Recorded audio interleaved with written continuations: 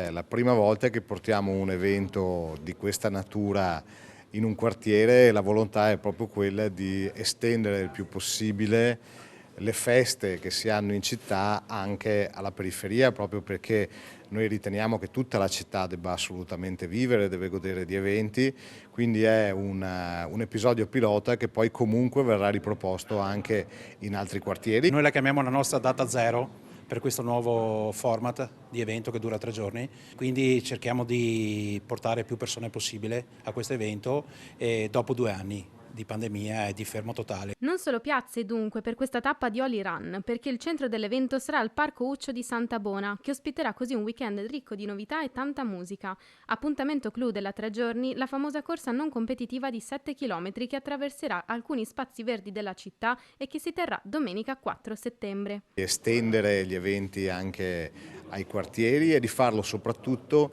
in luoghi dove vi sia il verde, sempre per sottolineare l'attenzione green, le feste molto legate alla famiglia, quindi spazi per famiglie, per bambini, per gli animali d'affezione. Eh sì, perché protagonisti di questa edizione saranno anche i nostri amici a quattro zampe, che potranno percorrere il tragitto dell'evento in totale sicurezza. Tra i promotori dell'evento, infatti, anche l'EMPA di Treviso. Con l'organizzatore abbiamo parlato spesso di questa manifestazione e ci ha garantito appunto che ci sono tutte le condizioni di sicurezza sia per quanto riguarda i nostri cani che i cani dei corridori. Per noi è una gran festa perché comunque è bello vedere una città piena di colori ma anche piena di cani, in modo tale che possiamo sensibilizzare anche la gente a non abbandonarli più e tenerli sempre con sé. Una festa per tutti, soprattutto per i più piccoli.